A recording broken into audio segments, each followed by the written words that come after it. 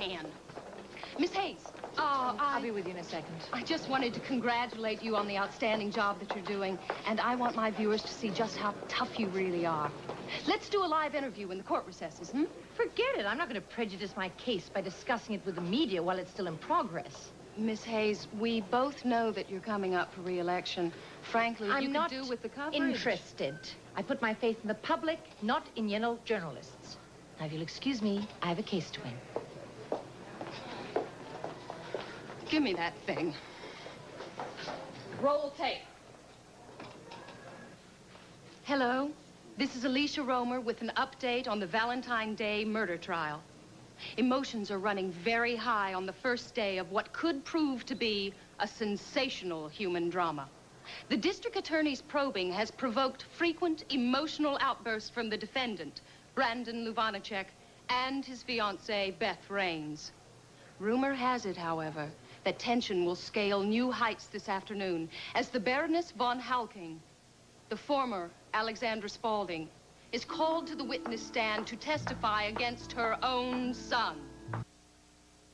Tension is mounting as one shocking revelation follows another on this, the first day of the Valentine's Day murder trial. The courtroom is packed with interested spectators, and armed guards block every entrance. The next witness to be called is the Baroness Alexandra Spaulding. The grief-stricken mother of the defendant was so overcome earlier that she collapsed in the middle of the courtroom. But as this reporter witnessed, she seemed to rally and insists upon taking the stand despite the objections of her personal physician. The question on everyone's lips: will the fragile Baroness survive the intense scrutiny of the court? And what can she possibly say to save her son? Come on.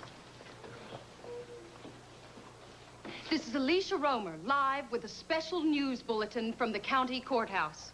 In a dramatic turn of events at the Valentine's Day murder trial, the defendant's mother, the Baroness Alexandra Spaulding, took the stand and pointed an accusing finger at Philip Spaulding, her nephew, and his wife, her former stepdaughter, India von Halkine.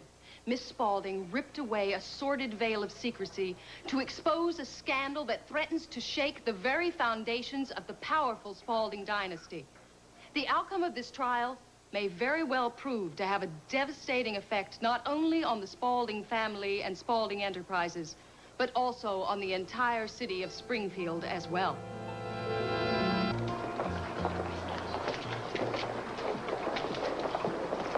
Roll tape. Mr. Spaulding, what's your reaction to the revelations your aunt made in court yesterday? Revelations? That most of the Spaulding family was involved in blackmail. Not me. And that you are primarily responsible for the torching of your cousin's club. Is any of that true? Now, all I know is that I'm not guilty of any crime. Now, does that mean you're accusing your aunt of lying under oath? Miss Romer, surely we all understand Alexandra's saying whatever she did say in order to protect her son. As I've said before, I know the power of maternal instinct. And my wife shouldn't be standing here. If you'll excuse us, please. Thank you. There you have it, ladies and gentlemen. Philip Spaulding challenging the word of the most powerful woman in Springfield, who just happens to be his own aunt. Mrs. Raines? Now today, we expect to hear testimony from Warren Andrews, president of the Spaulding Foundation and an intimate friend of Alexandra Spaulding. What shocking turn of events will his testimony bring? Day 2 of the Valentine's Day murder trial is about to begin.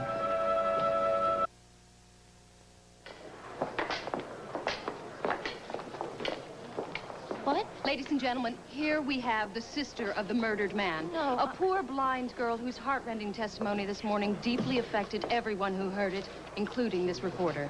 Nancy Ferris testified that she arranged a meeting between her unfortunate brother and the accused murderer. Nancy, how do you feel about that decision now? I don't know. I guess it depends. How does it feel to have arranged a meeting with the man who may have killed your brother? What? Point that thing somewhere else. Beth. I'll take care of this, Nancy. Oh, what do you think you're doing? Can't you tell this girl's miserable? Ladies and gentlemen, we have been joined by Beth Raines, the fiancée of the accused, at whose engagement I said turn that thing off! Miss Raines, I'm sure you'll appreciate the fact that we're only doing our job, ensuring the public's right to know. Well, this has got nothing to do with the public's right to know. You're taping a blind girl sobbing her heart out so you can get your face on the 6 o'clock news. That is a classic piece of ambush journalism. We're simply bringing our viewers the truth. The truth is going on inside that courtroom where your obnoxious cameras aren't involved. Thank God there are responsible reporters in there covering the trial instead of exploiting decent people's grief. Grief is part of the story, too. Oh, really? Why don't you go in there and take some notes alone? Maybe you can pick up some pointers on some journalistic ethics. Come on, Nancy, let's get out of here. Excuse me. Excuse us. Oh, turn that thing off. I'm here with Mr. Warren Andrews, who just made a startling accusation on the stand. Mr. Andrews, you claim that India Spaulding killed Andy Ferris. What proof do you have? If you knew India, Mr. Andrews only wants to see justice done, as do we all. Mrs. Spaulding, Mr. Andrews' testimony was remarkably similar to yours. Well, that's what happens when people tell the truth. In this case, the truth is very convenient for your son. The truth can be useful, miss, whoever you are. You should try it sometime. Mrs. Spaulding, Mr. Andrews just performed you a very loyal service. Can we assume you're going to reinstate him to his former position at the Spaulding Foundation? Good day.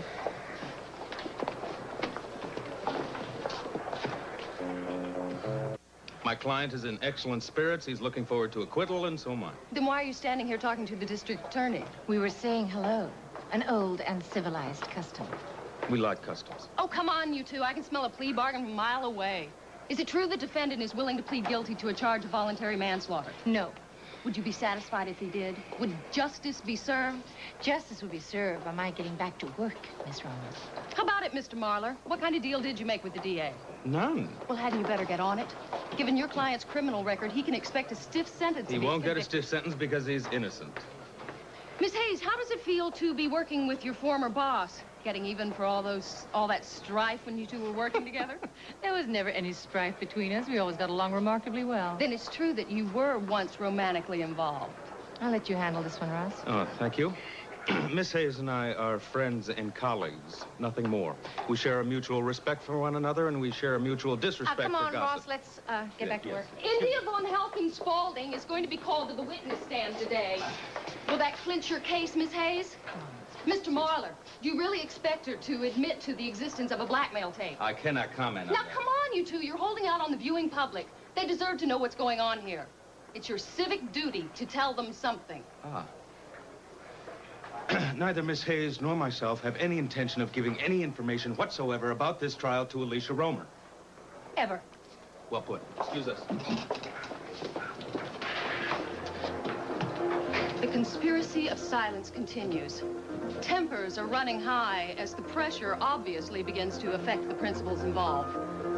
When India von Helken Spaulding comes to the witness stand this afternoon, this case could blow wide open. there is nothing subtle about a she-wolf. Well, you should know. The Alex, defendant's mother and the matriarch of the Spaulding family is about to enter the courtroom for what may be the final session. How do you feel about your son's chances now? Excuse me, you're standing in our way. Yesterday's testimony was a little rough on him. I don't wish to speak with you. Of course, you made it perfectly clear that you don't believe your son killed Andy Ferris. Why are you so sure? What station do you work for?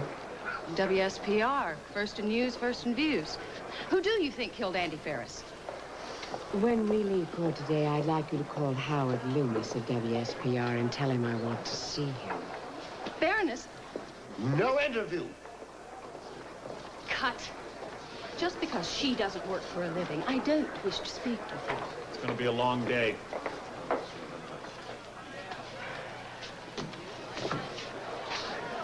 That was well done. Yes. You handled it beautifully. No, I did not. Alexandra. Alexandra. Miss Alexandra, Romer? please. Look, don't come down on me because I'm just doing my job. Of course you are. Now, you asked me what my reaction was to the trial thus far. Oh, you might want to have that running. Roll tape. We're rolling. We're here with the matriarch of the Spaulding I know family. who killed Andy Ferris. You do? Oh, yes. There's no doubt. India von Helken. Her testimony yesterday proved that. How? You were there, weren't you? Oh, thank God my son will be exonerated. He will come home to me, free at last. Justice will be done.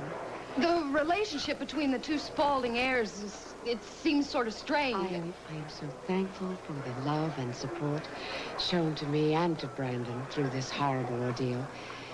We are deeply grateful for the American way of justice. Once again, the innocent will be set free and the guilty duly punished. India von Halkine will not get away with murder. Thank you.